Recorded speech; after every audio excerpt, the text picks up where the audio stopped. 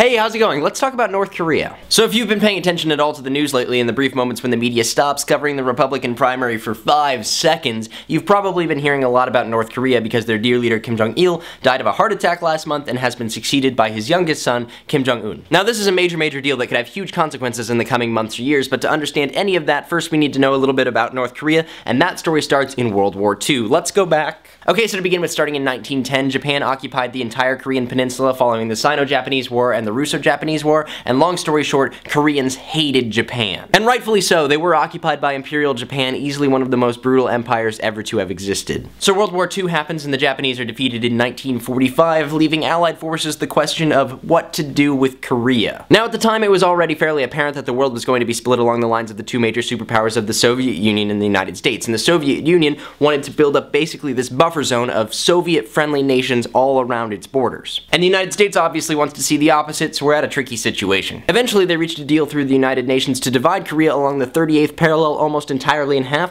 with the northern part that borders Russia and pro-Soviet China being under the administration of the Soviet Union, and the southern half under the administration of the United States. On the Soviet side of things, they needed someone to rule North Korea. Luckily, they had just the man, a man who was born in North Korea, raised in China, and currently a major in the Soviet army, and his name was Kim Il-sung. Kim Il-sung was essentially built by the Soviets to be the new leader of North Korea. He had to be taught Stalinist ideology, he had to be taught Korean because he was raised in China, he spoke very little Korean, and most importantly, he had to be taught how to form a cult of personality around himself. He was essentially like this awesome Soviet robot. Form collectives, love me. Okay, so I'm gonna fast forward through this next bit, but basically the Korean War happens, the North builds up a massive army, there's a huge demilitarized zone at the 38th parallel, the Soviet Union falls, and North Korea isolates itself from the rest of the world. Then in 1994, Kim Il-sung dies and hands over power to the one person in North Korea crazier than he is, his son, Kim Jong-il. Although technically Kim Il-sung is still the president of North Korea, even though he's dead.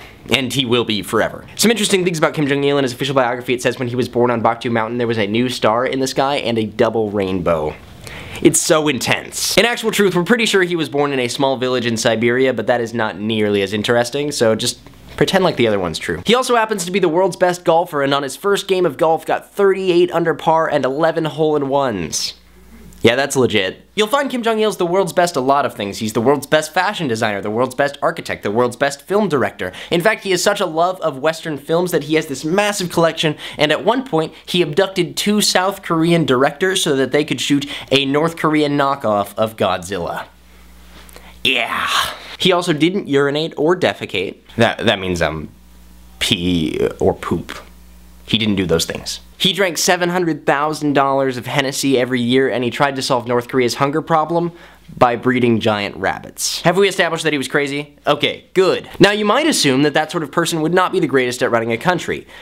And you would be absolutely correct. Massive famines, hunger, poverty, corruption, mismanagement out the wazoo. More than anything else, Kim Jong-il loved a spectacle, so he would try and build these great, massive projects while people were starving. They built this huge dam, which coincidentally caused horrible flooding and ruined what little arable land they had. They built an entire fake city that can be seen across the demilitarized zone that no one lives in. And easily most impressive of all is a regular spectacle called the Arirang Games, or Mass Gymnastics, which is a 100,000 person show with flipping cards and gymnastics and dancing. Think the opening ceremonies to the Olympics, but put on for a handful of people, predominantly what few tourists they let in each year. The entire country is playing the violin as Rome burns. I think it's important to take a second to note that there's nothing especially different about the people of North Korea. They're not unintelligent or robots or aliens, but they've been brought up since they were very young to believe that their leader is a god and they are the only hope in an evil world.